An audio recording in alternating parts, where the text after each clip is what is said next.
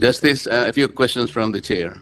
Yes, Your Honor. In the previous rules of the Judicial and Bar Council, those with pending cases or pending complaints are automatically disqualified. The case in point is that case of then Senator, now Congresswoman Laila de Lima. Because of her pending disbarment case in 2012, she was automatically disqualified. But soon enough, your rules were revised, and because of that, under Section 5 of your revised rules, Paragraph B, those with pending administrative cases or complaints before any court, office, tribunal, or government office, agency, or instrumentality, or before the IBP, or any association, disciplinary committee, or body, when in the determination of the council the complaints are serious or grave as to affect their fitness for nomination, ay disqualified lamang po.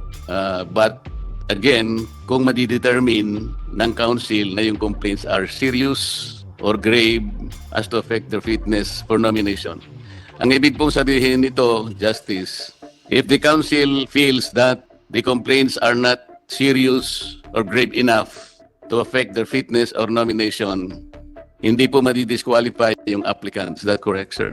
With respect to disqualifications, there are automatic disqualifications like if you have been pending cases in criminal cases in the courts.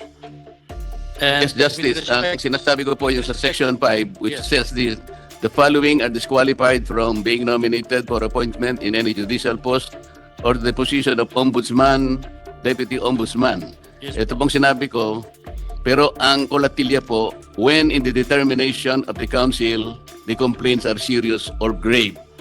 Ibig sabihin po, kung hindi serious at saka hindi grave, hindi po siya madi-disqualify. po, That's right, sir. it pertains to the administrative cases po. If it is pending in the ombudsman, an applicant is automatically disqualified. But with respect to the pending administrative cases or complaints before any office, court, tribunal, or any government office, ito po subject to this discretion of each member.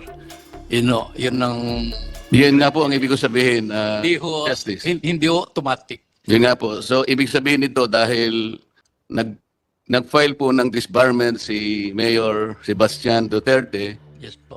ibig sabihin po, in the discretion of the council, hindi siya serious or grave enough.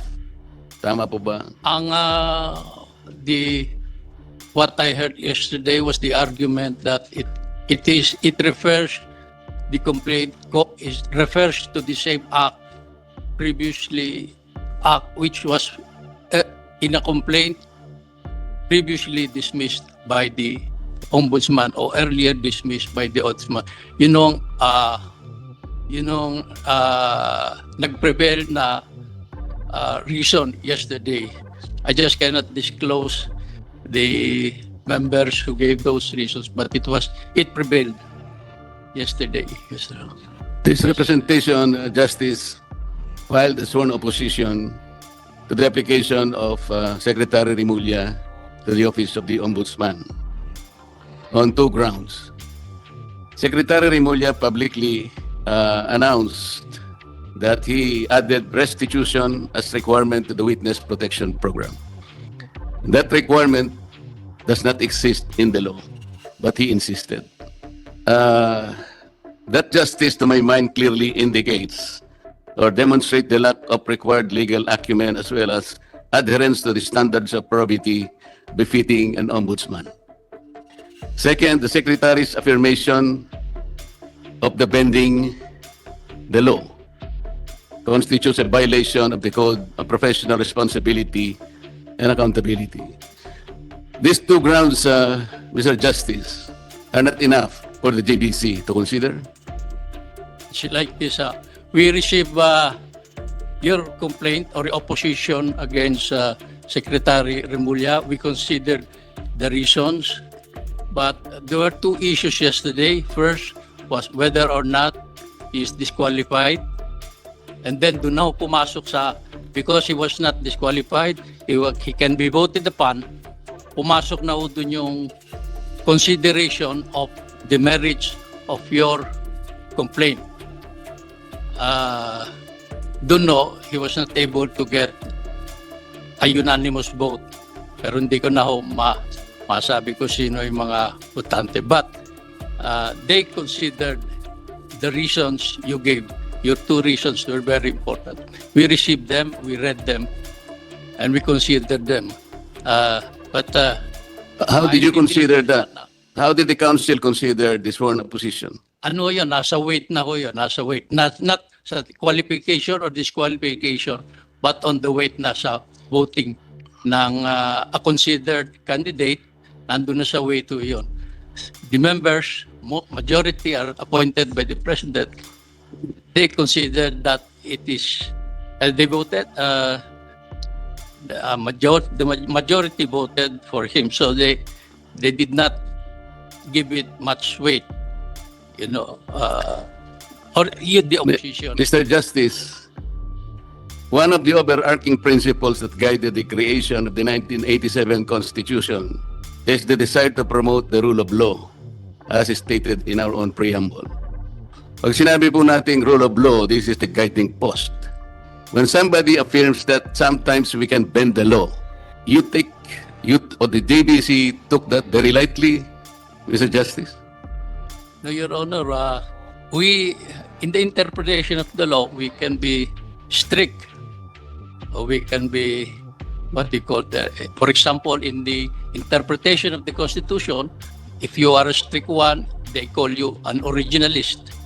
And if you want to adapt to the times, they call you are a believer of the living Constitution. I don't know. We're not interpreting the Constitution, Mr. Justice. Yes, sir. I'm asking you whether the rule of law is still the foundation of our Constitution. It is very much the foundation. When somebody affirms that the law can be bended, that is inconsistent with the Constitution. Don't you think so?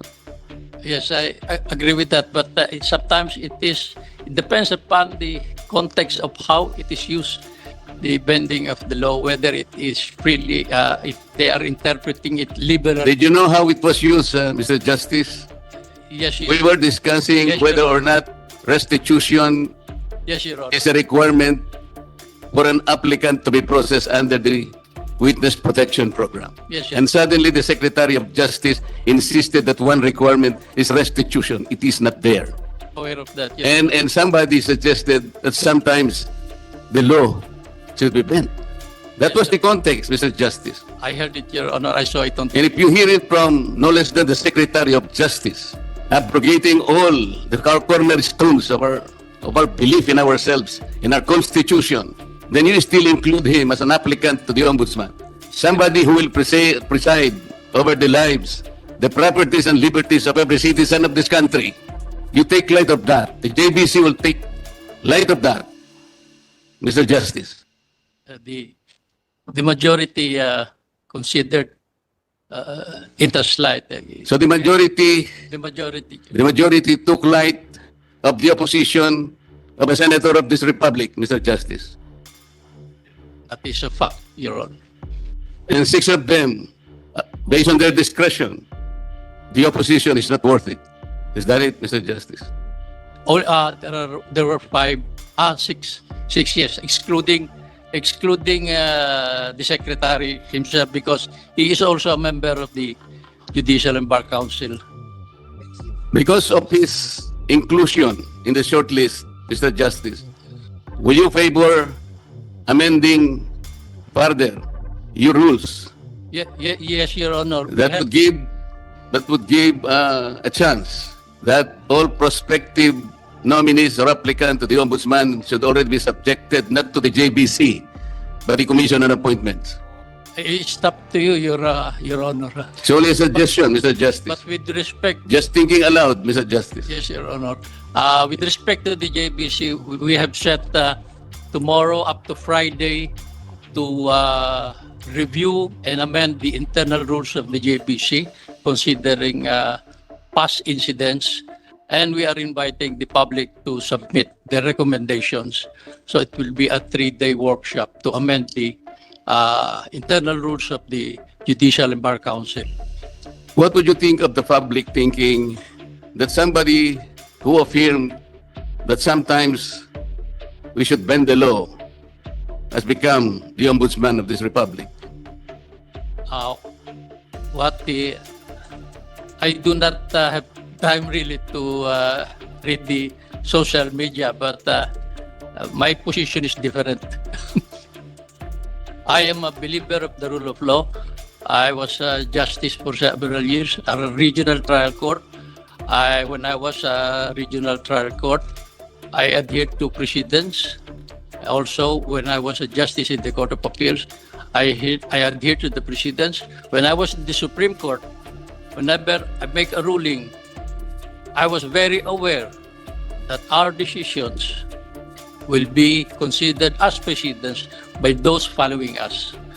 So that's my experience being in the judiciary. That's why I believe in the rule of law. Thank you, Mr. Justice.